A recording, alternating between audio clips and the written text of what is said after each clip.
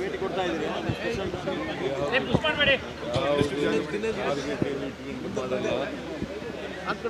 Function ಒಪ್ಕೊಂಡಿದ್ದೀವಿ ಬಂದಿದ್ದೀವಿ ಅಷ್ಟೇ.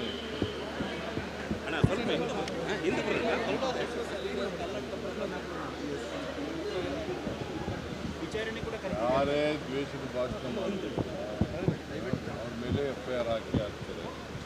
ದ್ವೇಷ ಸಮಾಜದಲ್ಲಿ ಒಡಕುಂಟು ಮಾಡ್ತಕ್ಕಂಥದ್ದು, ದೇಶವನ್ನು ಉಂಟು ಮಾಡ್ತಕ್ಕಂಥದ್ದು, ಒಬ್ಬರಿಂದ ಒಬ್ಬರಿಗೆ ಅಶಾಂತಿಯನ್ನು ನಿರ್ಮಾಣ ಮಾಡ್ತಕ್ಕಂಥದ್ದು, ಇದು ಯಾರೇ ಭಾಷಣ ಮಾಡಿದ್ರು ಕೂಡ ಅವ್ರ ಮೇಲೆ ಎಲ್ಲರ ಮೇಲೂ ಕೂಡ FIR ಆಗ್ತಿದೆ. ಮಹಿಳೆಯರ ಬಗ್ಗೆ ಭಾಳ ಕೆಟ್ಟದಾಗಿ ಮಾತಾಡಿದ್ರು. ಸರ್, ಈಗ RSS ಡಿ ಆಡಿಟ್ ಆಗಬೇಕಂತ ವಿದ್ಯೆ ಬೈರೇಗೌಡರು ಡಿ ಆಡಿಟ್ ಆಗುತ್ತೆ ಸರ್. RSS ಲ್ಯಾಂಡ್ಗಳು, ಬಿಲ್ಡಿಂಗ್ಗಳು ಕೂಡ ಕೃಷ್ಣ ಬೈರೇಗೌಡರಿಂದ ಕೇಳಿ ಸರ್, ಈಗ SIT ತನಿಖೆ ಈ ತಿಂಗಳ ಅಂತ್ಯಕ್ಕೆ ವರದಿ ಕೊಡ್ತಾರೆ. ನಾವು ಇಂಟರ್ಫಿಯರ್ ಆಗಲ್ಲ. ಸರ್, ಮತ್ತೆ ಅವರಿಗೆ SIT ಅವರು ಈಗ ಹೋಮ್ ಮಿನಿಸ್ಟ್ರಿ ಹೇಳಿದ್ದಾರೆ, ಕೊಡಬಹುದು ಅಂತ, ಕೊಡಬಹುದು, ಕೊಡದೇ ಇರಬಹುದು. ಸರ್, ಅವರಿಗೆ ಈ ತಿಂಗಳು ಕೊನೆಯಲ್ಲಿ ಕೊಡ್ತೀವಿ ಅಂತ ಹೇಳಿದ್ದಾರೆ.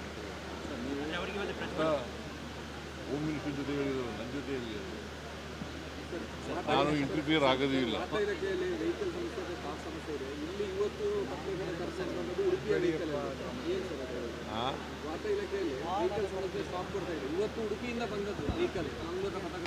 ಮಾಡ್ಕೋಣ, ಇಲ್ಲಿಗೂ ಮಾಡ್ಕೋಣ ಹೇಳಿದ್ದೇನೆ ಪ್ರಭಾಕರ್ಗೆ.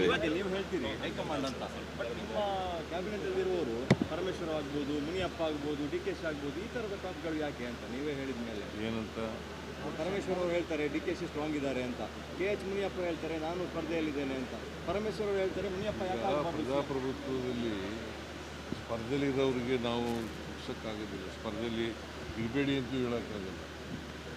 ಪ್ರಜಾಪ್ರಭುತ್ವ ಹಕ್ಕು ಹೌದು.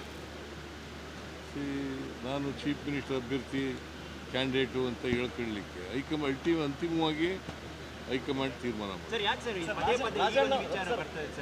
ನೀವು ಕೇಳ್ತಾ ಇರ್ತೀರಲ್ಲ, ಈಗ ಪದೇ ಪದೇ ಬರ್ತದೆ,